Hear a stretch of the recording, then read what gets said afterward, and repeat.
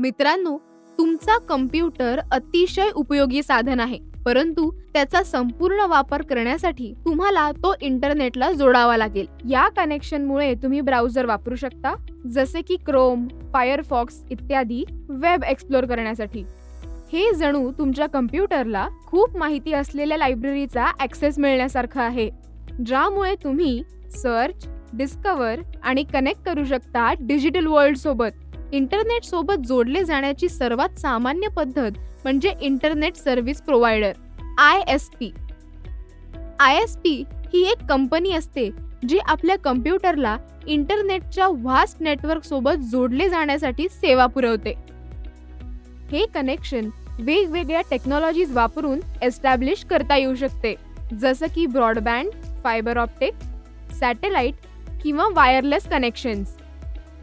एकदा ISP मध्ये subscribe केल्यानंतर आपल्याला एक विशिष्ट ISP ॲड्रेस मिळतो व त्याच्या मदतीने आपला कम्प्युटर इंटरनेटवरील इतर डिव्हाइसेस सोबत कनेक्ट होतो. आता या एक्सप्लेनेशनच्या आधारे या मल्टिपल चॉईस क्वेश्चनचं उत्तर देऊया. क्वेश्चन आहे, ISP चे पूर्ण स्वरूप डॅश आहे. आणि ऑप्शन्स आहेत internal service plan, internet service plan, integral service provider, internet service provider. आता प्रत्येक पर्यायावर आपण विचार करू आणि त्यानंतर योग्य उत्तर शोधू.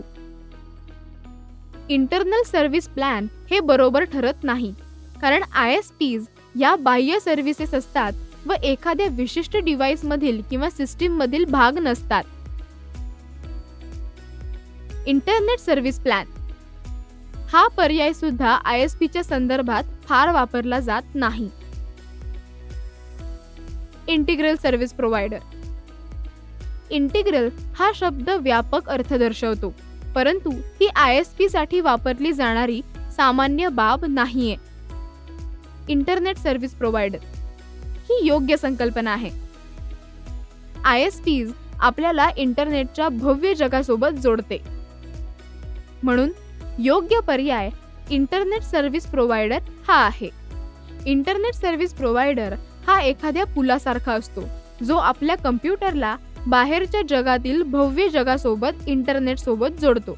ते आपल्याला इंटरनेट ॲक्सेस करण्यासाठीची योजना देतात व त्याद्वारे आपण वेबसाईट ब्राउज करू शकतो व विविध ऑनलाईन गोष्टी करू शकतो. मित्रांनो, तुम्ही तुमच्या MSCITच्या पुस्तकात या विषयाबद्दल अधिक जाणून घेऊ शकता. त्यामुळे आपले आकलन अधिक चांगले होण्यासाठी मदत होईल.